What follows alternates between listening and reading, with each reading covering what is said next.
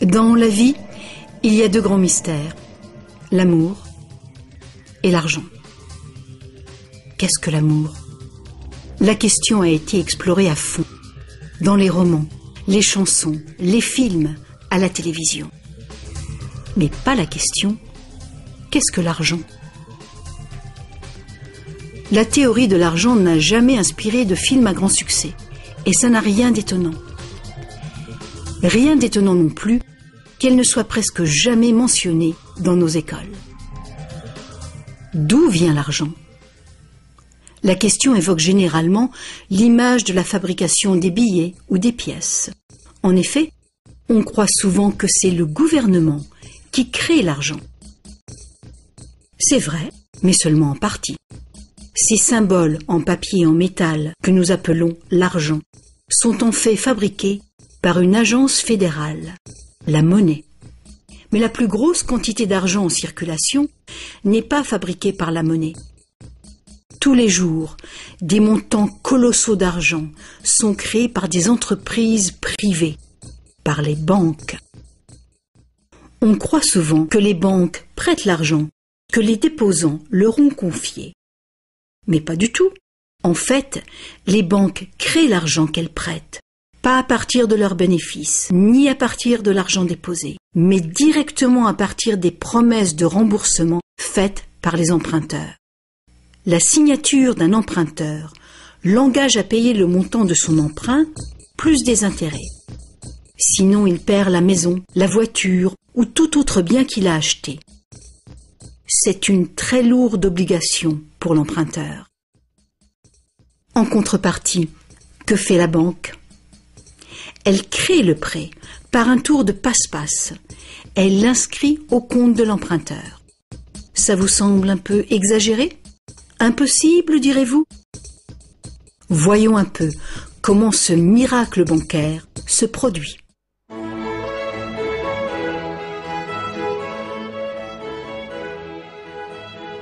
Au fil de l'histoire, l'argent a pris bien des formes. Il fallait simplement que l'argent soit portable et qu'un nombre suffisant de gens soient confiants de pouvoir l'échanger contre des choses de valeur bien réelles, comme de la nourriture, des vêtements ou une maison. L'argent a pris la forme de fèves de cacao, de coquillages, de pierres et même de plumes. L'or et l'argent étaient des métaux attrayants, faciles à travailler. Certaines cultures sont devenues expertes dans ce travail. En frappant des pièces de monnaie, unité standard dont le poids et la pureté étaient certifiés, les orfèvres ont facilité le commerce. Bien vite, pour protéger tout son or, l'orfèvre a eu besoin d'une chambre forte. Les villageois sont venus frapper à sa porte. Ils voulaient louer un peu de place dans cette chambre forte pour garder leur or et leurs objets de valeur bien en sécurité. L'orfèvre a fini par louer tout son espace dans sa chambre forte. La location lui a rapporté un petit bénéfice. Les années sont passées et notre orfèvre a constaté une chose fort importante. Les déposants venaient rarement chercher leurs pièces d'or et ils ne venaient jamais tous en même temps. Il faut dire que les reçus faits par l'orfèvre étaient utilisés sur le marché comme s'ils étaient véritablement l'or qu'ils représentaient. Cet argent papier était plus pratique que les lourdes pièces et les montants pouvaient tout simplement être écrits au lieu d'être comptés laborieusement. Entre-temps, l'orfèvre a commencé une autre affaire. Il s'est mis à prêter son or en demandant des intérêts. Comme les reçus devenaient de plus en plus acceptés à titre de paiement, les emprunteurs ont demandé leur emprunt sous cette forme. Et comme l'industrie prenait de l'expansion, de plus en plus de gens ont demandé des prêts à l'orfèvre. Alors, l'orfèvre a eu une idée plus géniale encore. Il savait que ces déposants venaient rarement chercher leurs pièces d'or. Il a donc pensé qu'il pouvait faire des prêts couverts par l'or de ces déposants.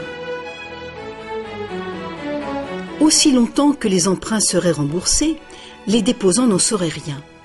Et l'orfèvre, maintenant plus banquier qu'artisan, feraient de gros bénéfices.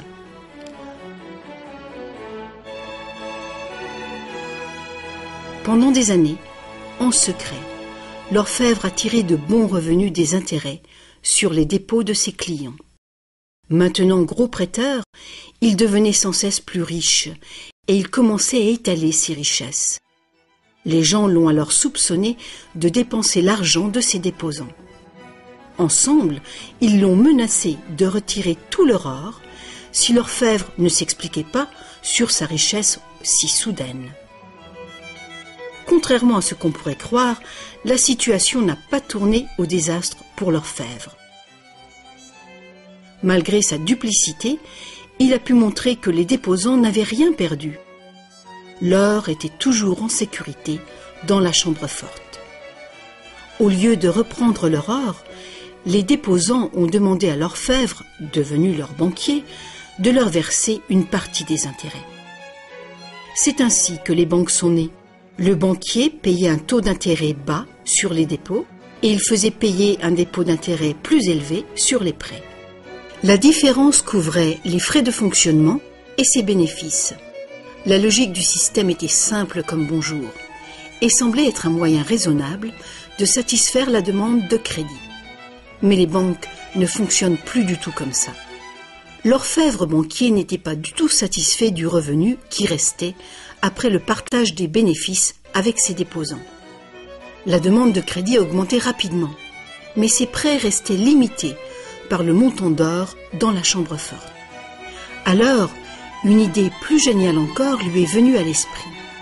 Puisqu'il était le seul à savoir combien d'or il y avait dans la chambre forte, il pourrait prêter des chèques garantis par de l'or qui n'existait même pas. Aussi longtemps que les déposants ne viendraient pas tous en même temps réclamer leur or, personne ne le saurait. Ce nouvel arrangement fonctionnait à merveille et le banquier est devenu immensément riche avec les intérêts payés sur de l'or inexistant.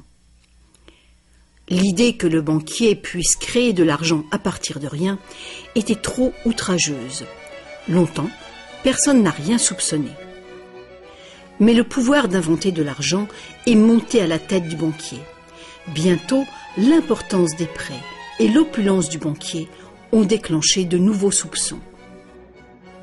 Certains emprunteurs ont demandé de l'or véritable plutôt que des chèques, et les rumeurs ont monté. Plusieurs déposants fortunés sont venus réclamer leur or. La fin du jeu était proche.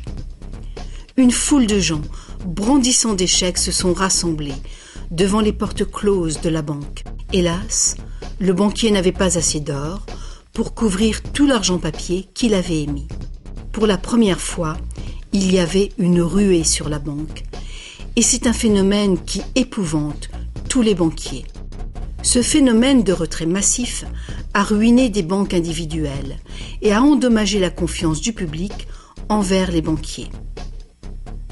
Il aurait été simple alors d'interdire cette pratique de créer de l'argent à partir de zéro. Mais les immenses crédits offerts par les banquiers étaient devenus essentiels à l'expansion du commerce européen. La pratique a donc été légalisée et réglementée. Les banquiers ont accepté de respecter des limites sur les montants d'argent fictifs qu'ils pouvaient prêter. Mais ces montants fictifs restaient bien supérieurs à la valeur réelle de l'or déposé dans la chambre forte. Bien souvent, le taux était de 9 $ fictifs pour 1 $ en or. Des inspections surprises permettaient de faire respecter ces réglementations. Un arrangement a aussi été conclu. En cas de ruée sur une banque, les banques centrales soutiendraient les banques locales en leur prêtant de l'or. La bulle du crédit, créée par les banquiers, ne pourrait pas crever et le système ne pourrait pas s'effondrer, sauf s'il y avait beaucoup de ruées sur les banques en même temps.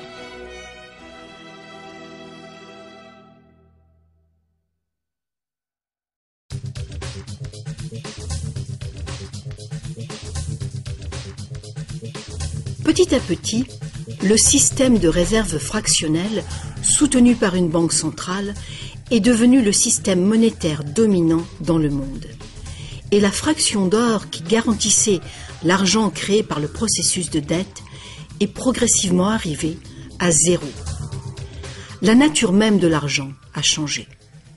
Autrefois, un dollar en papier était en fait un reçu avec lequel on pouvait réclamer un poids fixe d'or ou d'argent. Actuellement, un dollar papier ou un dollar numérique peut uniquement être échangé pour un autre dollar papier ou un autre dollar numérique. Autrefois, le crédit créé par une banque privée existait sous forme de billets de banque privée. Les gens avaient le droit de refuser ces billets, tout comme ils peuvent refuser un chèque personnel aujourd'hui. À présent, le crédit créé par une banque privée est légalement convertible en devises fiduciaires émises par le gouvernement, comme les dollars, les livres sterling ou les euros. Les devises fiduciaires sont des devises créées par un décret gouvernemental. Des lois en font la monnaie que les citoyens doivent accepter pour paiement. Alors la question subsiste. Si les gouvernements et les banques peuvent tout simplement créer de l'argent, combien y a-t-il d'argent dans le monde ? Autrefois, le montant total d'argent était limité par les quantités physiques des éléments utilisés comme garantie. Par exemple, pour créer plus d'argent basé sur l'or, il fallait trouver davantage d'or. À présent, on crée vraiment l'argent à partir de dettes. Chaque fois que quelqu'un fait un emprunt à une banque, de l'argent est créé. Le montant total d'argent qu'il est possible de créer n'a qu'une seule limite réelle, le montant total de la dette.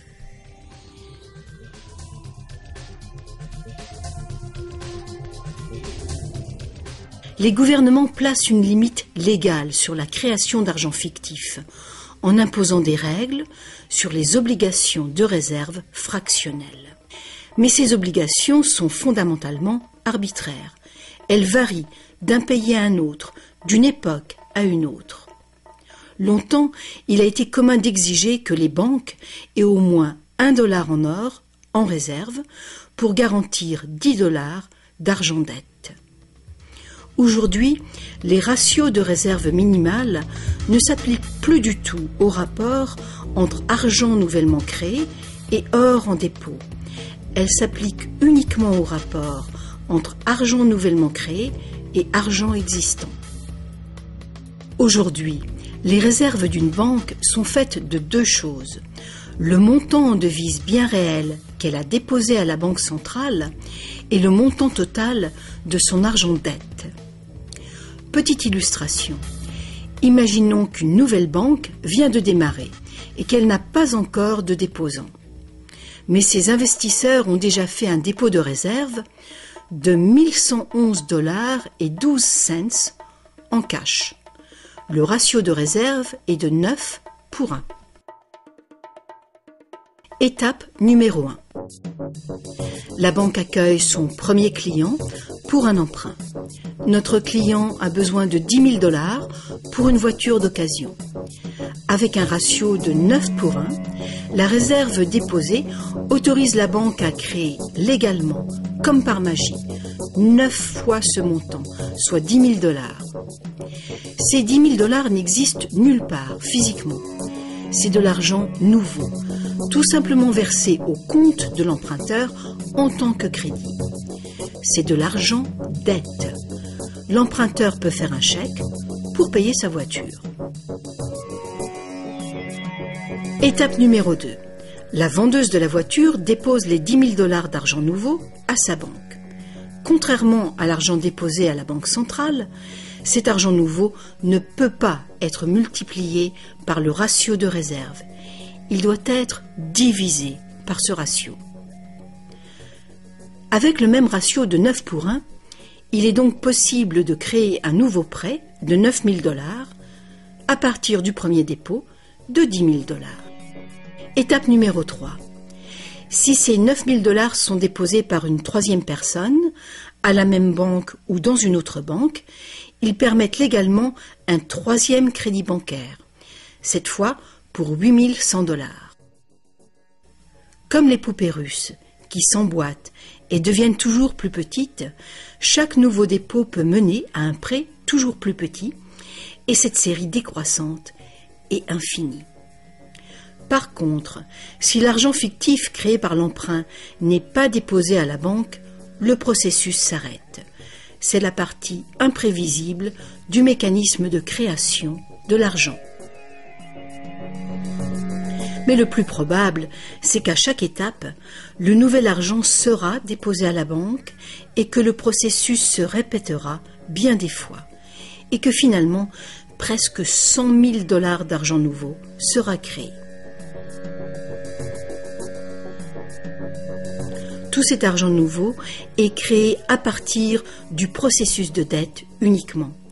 Et tout ce processus est légalement autorisé par le petit dépôt de réserve initial de 1111 $ et 12 cents qui demeure intouché à la Banque centrale. Autre facteur important. Avec ce système ingénieux, les registres de chacune des banques doivent montrer que la banque a 10% de plus en intérêt qu'en prêt.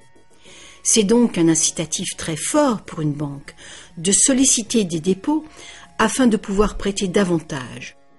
Tout ceci crée l'idée fausse que l'argent vient des dépôts.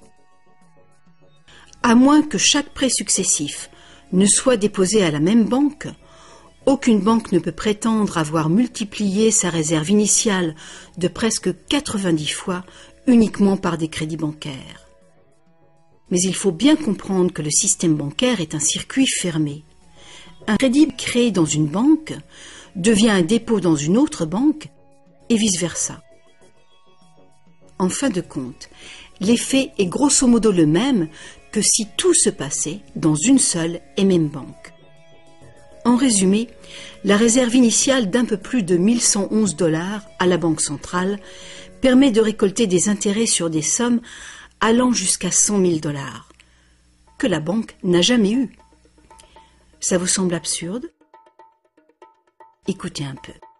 En quelques décennies, à cause du lobbying féroce des banques, les obligations de réserve ont quasiment disparu dans plusieurs pays. Et les ratios actuels de réserve peuvent être bien plus élevés que 9 pour 1. Pour certains types de comptes, 20 pour 1 et même 30 pour 1 sont tout à fait communs. Plus récemment encore, les banques ont trouvé le moyen de complètement contourner les obligations de réserve en faisant payer des frais de dossier en plus du capital prêté. Alors, bien que les règles soient compliquées, la réalité est toute simple. Les banques peuvent créer autant d'argent qu'on est capable d'en emprunter.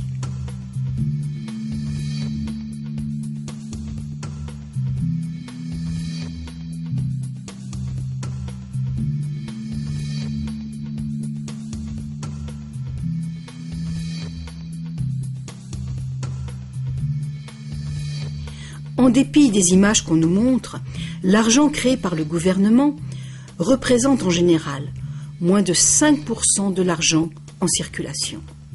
Aujourd'hui, plus de 95% de l'argent a été créé par quelqu'un qui a signé une reconnaissance de dette à une banque. Ces crédits bancaires apparaissent et disparaissent en quantité phénoménale tous les jours, au fur et à mesure que des prêts sont accordés ou remboursés.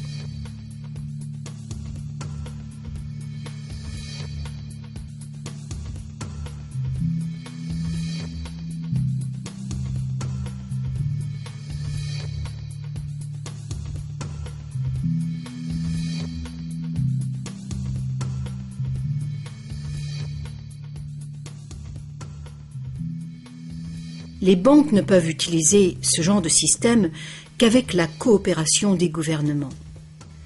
Premièrement, les gouvernements passent des lois qui imposent l'utilisation de la devise nationale. Deuxièmement, les gouvernements permettent que les crédits créés par les banques privées soient payables dans leur devise nationale. Troisièmement, les cours de justice gouvernementales font respecter les obligations de paiement des dettes. Et enfin, les gouvernements adoptent des règlements qui assurent le fonctionnement et la crédibilité du système monétaire sans rien faire pour informer le public de l'origine véritable de l'argent.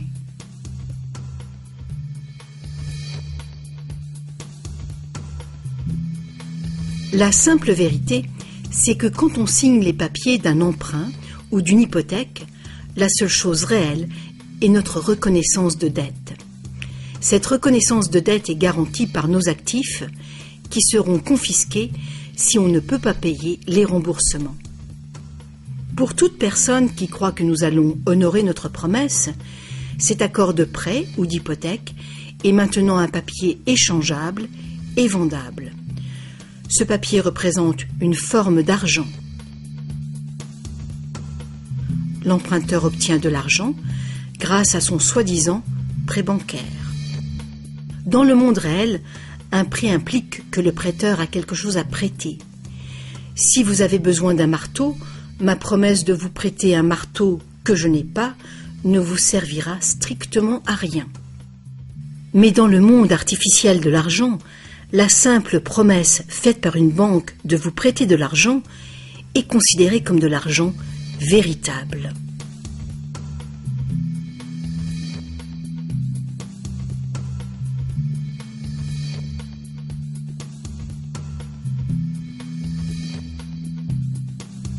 Ici encore, la vérité est simple. Sans le document signé par l'emprunteur, le banquier n'a rien du tout à prêter. Est-ce que vous vous êtes déjà demandé comment tout le monde, les gouvernements, les entreprises, les familles, peut être endetté en même temps et pour des sommes aussi colossales? Est-ce que vous vous êtes demandé comment il peut y avoir autant d'argent à emprunter? Maintenant, vous le savez. Il n'y en a pas. Les banques ne prêtent pas l'argent, elles le créent. Et c'est de l'argent dette.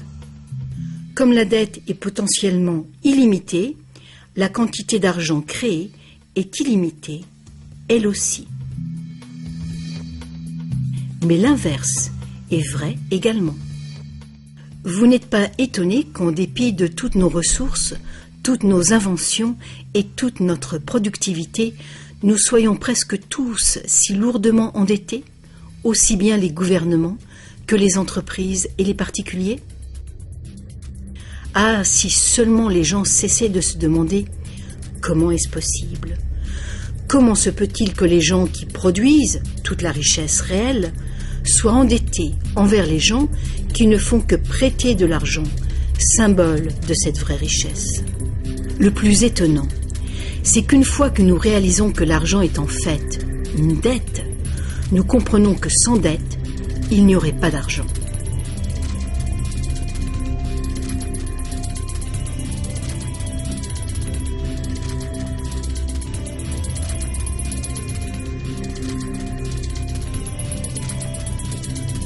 Si toute cette explication est nouvelle pour vous, rassurez-vous, vous n'êtes pas seul. Beaucoup de gens s'imaginent que si toutes les dettes étaient payées, la situation économique irait beaucoup mieux. C'est sûrement vrai au niveau individuel. Quand on a remboursé ses prêts, on a davantage d'argent à dépenser. Mais il est faux de croire que s'il n'y avait plus de dettes, il y aurait davantage d'argent à dépenser. En fait, c'est tout le contraire. Sans dette, il n'y aurait pas d'argent du tout. Alors, vous voyez, nous dépendons complètement du renouvellement continu du crédit bancaire. Pas de prêt, pas d'argent. C'est exactement ce qui s'est passé durant la Grande Dépression. La quantité d'argent a fondu radicalement quand la quantité des prêts a chuté.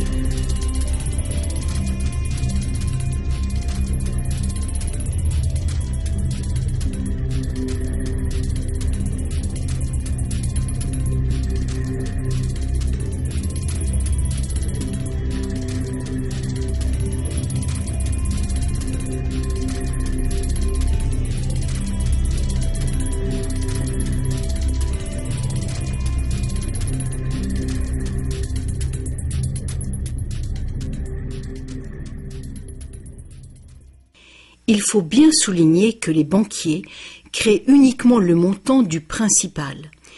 Ils ne créent pas l'argent qui sert à payer les intérêts. Alors, d'où vient cet argent ? Le seul endroit où les emprunteurs peuvent obtenir de l'argent pour payer les intérêts est l'ensemble des fonds de l'économie générale. Mais presque tous ces fonds ont été créés de la même façon, à partir de crédits bancaires. Donc partout, il y a des emprunteurs qui se trouvent dans la même situation. Ils cherchent désespérément l'argent pour rembourser le principal et les intérêts dans une réserve globale d'argent qui ne contient que le principal. Il est tout à fait impossible pour tout le monde de payer le principal plus les intérêts, car l'argent des intérêts n'existe pas. Une formule mathématique simple le montre. Le grand problème, c'est que pour les emprunts à court terme, comme les hypothèques et les emprunts gouvernementaux, où les intérêts dépassent de loin le principal, les risques de saisie et donc les dangers pour l'économie sont très grands, à moins de créer beaucoup d'argent pour payer les intérêts. Pour que la société continue de fonctionner, le taux des saisies doit rester bas. De plus en plus de nouvelles dettes doivent être créées pour trouver l'argent qui servira à payer les dettes précédentes. Alors bien sûr, la dette totale augmente, et les intérêts aussi, ce qui cause une escalade exponentielle de l'endettement. Seul le temps qui sépare la création des nouveaux emprunts et leur remboursement empêche le manque d'argent global de mettre le système en faillite. Mais pendant que le monstre du crédit bancaire grossit, le besoin de créer toujours plus d'argent pour le nourrir devient toujours plus urgent. Pourquoi les taux d'intérêt sont-ils si bas ? Pourquoi recevons-nous des cartes de crédit que nous n'avons jamais demandées ?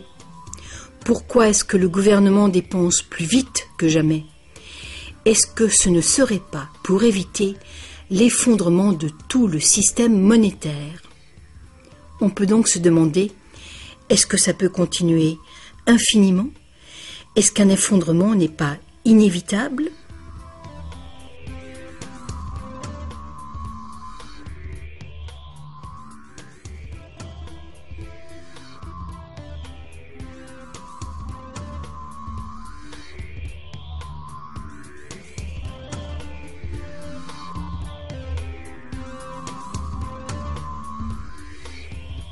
L'argent facilite la production et le commerce. Quand la quantité d'argent augmente, l'argent perd progressivement de sa valeur. C'est l'inflation. À moins que le volume de production et de commerce dans le monde réel augmente proportionnellement pour compenser cette augmentation. Ajoutez à cela que quand on parle d'une croissance économique de 3% par an, par exemple, on pourrait croire que c'est un taux constant. Eh bien, pas du tout. Les 3% de cette année représentent plus de matériaux, plus de produits, plus de services que les 3% de l'année précédente, car il s'agit de 3% d'un nouveau total. Ce n'est donc pas une ligne plate, continue, mais une courbe exponentielle de plus en plus raide. Le véritable problème est qu'une croissance perpétuelle de l'économie réelle exige une escalade perpétuelle de la consommation des ressources et de l'énergie. De plus en plus de choses doivent passer de l'état de ressources naturelles à celui d'ordures, année après année, juste pour éviter l'effondrement du système. La situation est grave, très grave. Alors quoi faire ? Pour commencer, un concept radicalement différent de l'argent s'impose.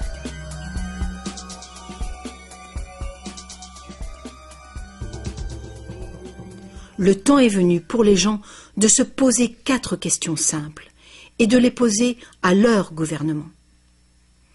Partout dans le monde, les gouvernements empruntent de l'argent avec intérêt aux banques privées.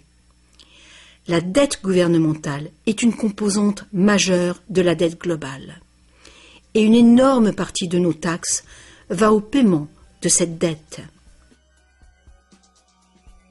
Maintenant, nous savons que les banques créent l'argent qu'elles prêtent et que les gouvernements les autorisent à le faire. Nous savons aussi que les gouvernements créent les devises par décret et qu'ils ont au moins le même droit que les banques de créer leur propre argent. Alors, première question. Pourquoi est-ce que les gouvernements choisissent d'emprunter de l'argent aux banques privées avec intérêt quand ils pourraient créer tout l'argent qu'il leur faut sans intérêt? Deuxième question. Pourquoi créer de l'argent à partir du processus de dette? Pourquoi pas créer de l'argent qui circule en permanence et qui ne doit pas sans cesse être réemprunté pour exister? Troisième question. Comment un système monétaire fondé sur l'accélération perpétuelle de la croissance peut-il servir à construire une économie durable? N'est-il pas évident qu'une croissance en accélération perpétuelle est incompatible avec la durabilité? Et finalement, pourquoi notre système actuel dépend-il entièrement d'une croissance perpétuelle? Que faut-il changer pour créer une économie durable?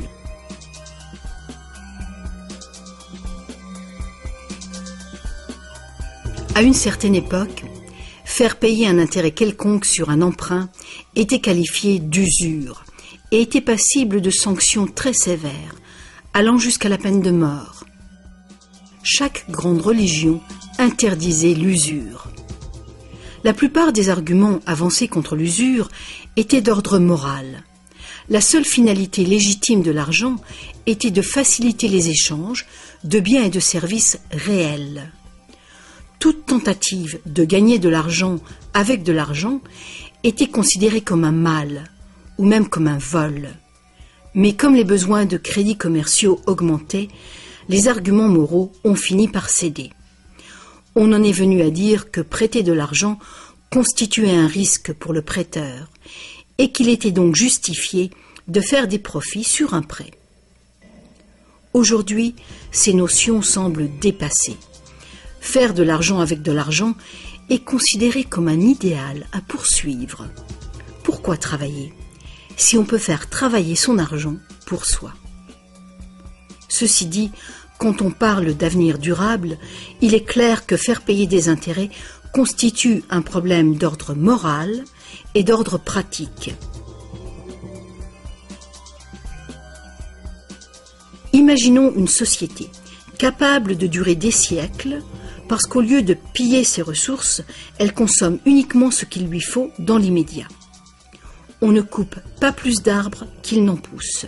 Toute l'énergie est renouvelable, solaire, gravitationnelle ou géothermique, magnétique ou autre.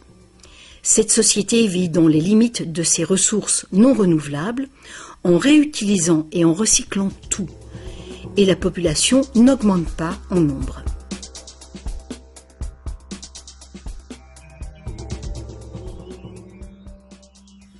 Cette société ne pourrait jamais fonctionner avec un système monétaire qui dépend complètement d'une croissance en accélération perpétuelle. Une économie stable aurait besoin d'une quantité d'argent qui puisse rester stable. Imaginons que cette quantité totale d'argent stable est représentée par ce grand cercle.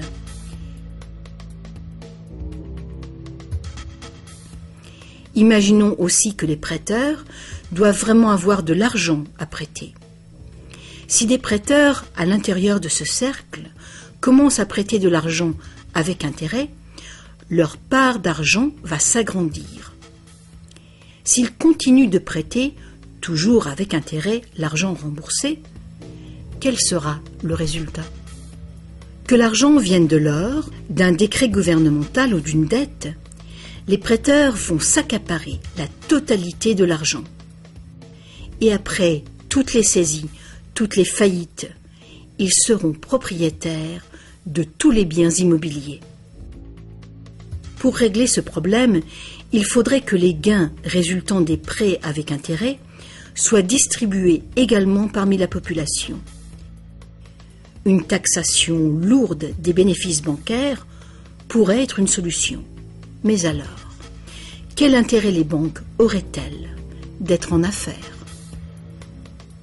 Si nous pouvions un jour nous libérer de cette situation, nous pourrions imaginer les banques comme des services sans but lucratif, qui travailleraient au service de la société.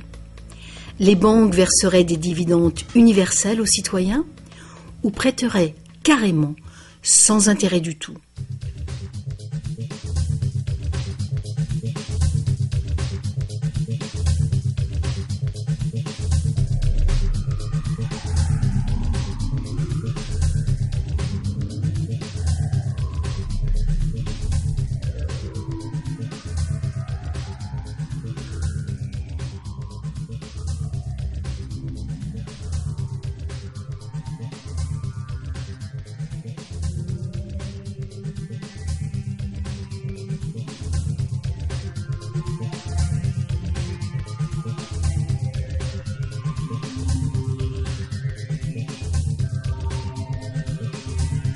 Si tous ces problèmes viennent de la nature fondamentale du système, inutile d'essayer de bricoler le système.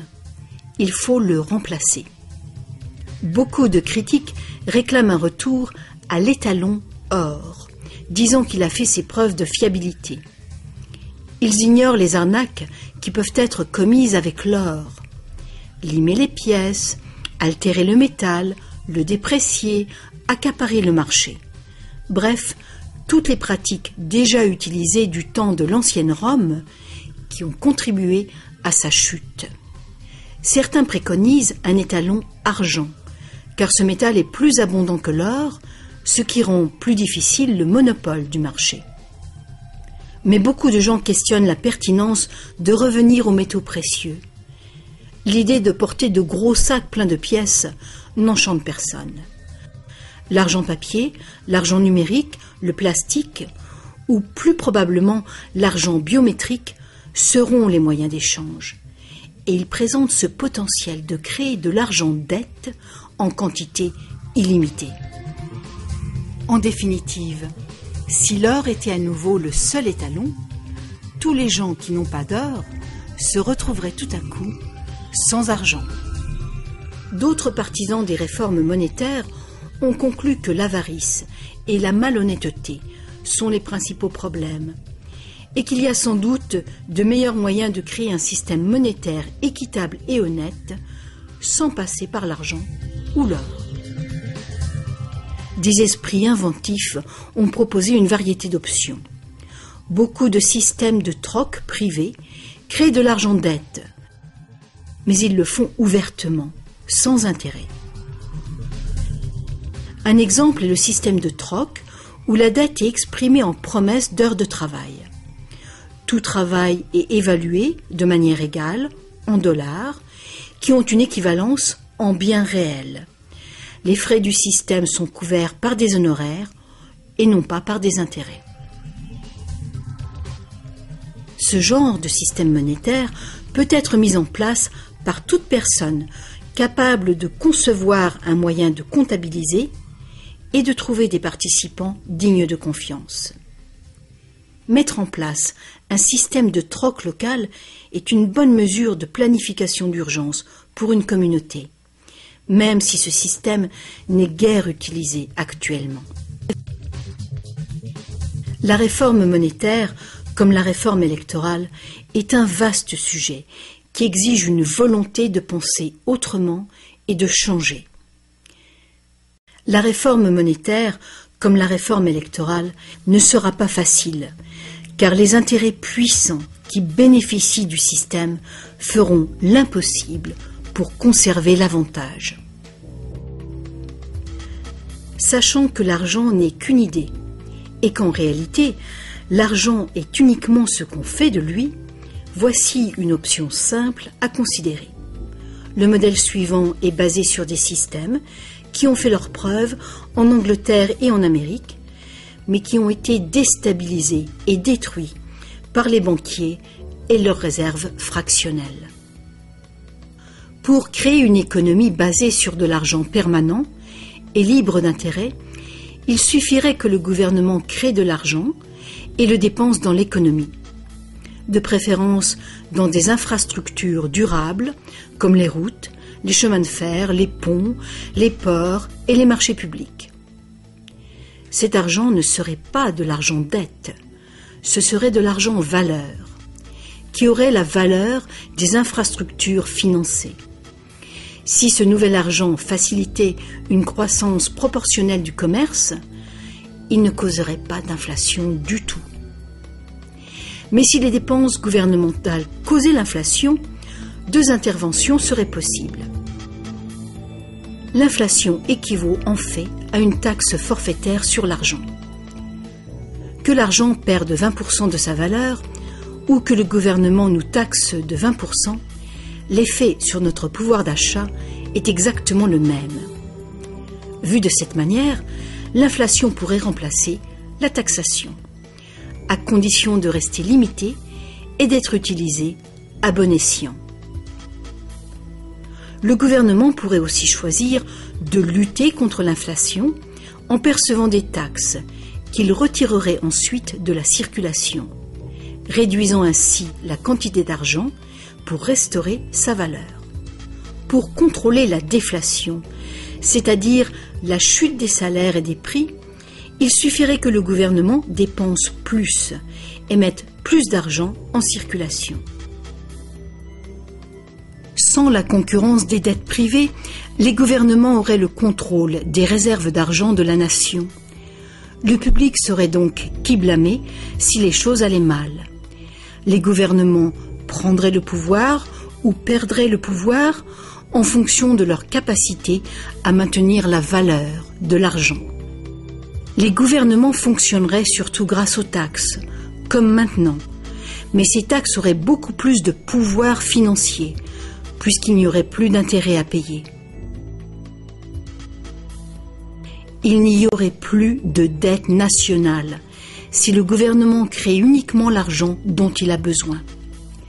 Notre servitude collective et perpétuelle envers les banques, à cause de la dette gouvernementale, prendrait fin.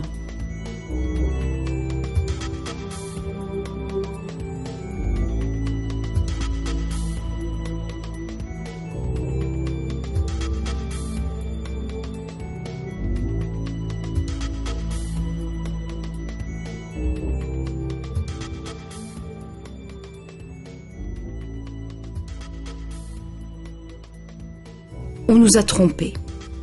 Ce qu'on appelle démocratie et liberté sont devenus en réalité une forme ingénieuse et invisible de dictature économique. Aussi longtemps que notre société dépendra du crédit bancaire pour son apport d'argent, les banquiers continueront de décider qui reçoit de l'argent ou pas.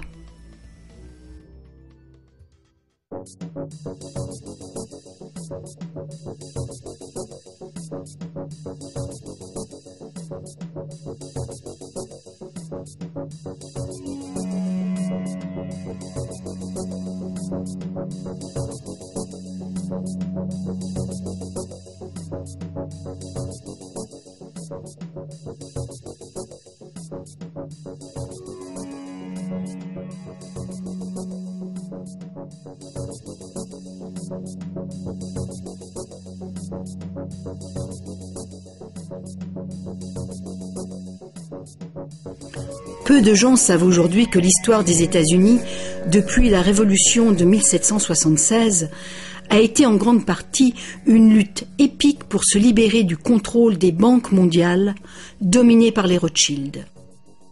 Cette lutte a finalement été perdue en 1913, quand le président Woodrow Wilson a signé la loi de la réserve fédérale, donnant le pouvoir de créer l'argent américain à un cartel de banques internationales.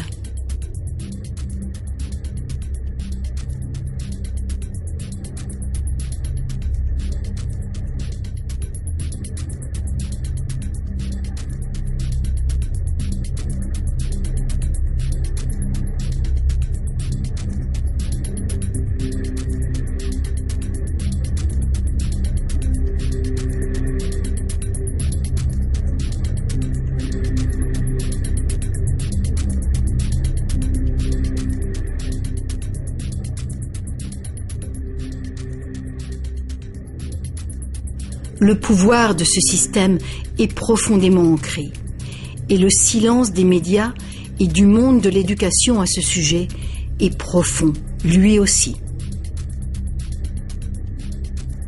Il y a des années, un vice-premier ministre du Canada a fait un sondage informel auprès de nombreux professionnels bien éduqués et auprès de simples citoyens. Il a constaté qu'aucun d'eux ne comprenait vraiment comment l'argent était créé. En fait, on peut probablement dire que la majorité des gens, y compris les simples employés des banques, n'ont jamais réfléchi à la question. Et vous ?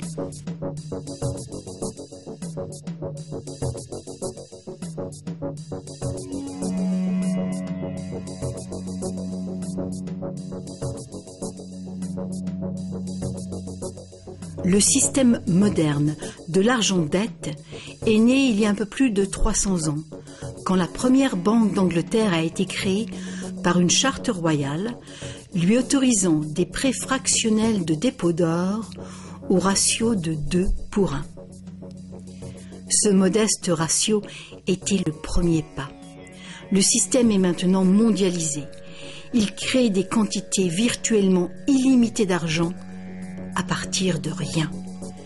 Et presque tout le monde sur la planète est enchaîné à une dette sans cesse grandissante, qui ne pourra jamais être repayée. Est-ce que tout cela serait arrivé purement par accident ? Ou est-ce qu'il y a conspiration ? De toute évidence, l'enjeu est considérable.